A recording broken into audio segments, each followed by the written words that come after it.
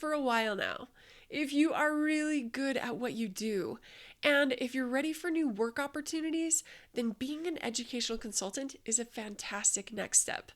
I'm Allie Parrish, a former classroom teacher, and I've done educational consulting work for the past 7 years. Teachers have asked, what is it like to be an educational consultant and how can I actually become one myself?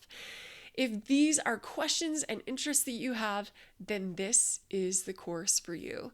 In this course, we'll not only answer all of your questions like that, but I'll also provide you with the resources and tools to make that happen. You'll also hear from multiple educational consultants so that you can see the variety of work options that there are: full-time, part-time, on-site, remote, and so much more.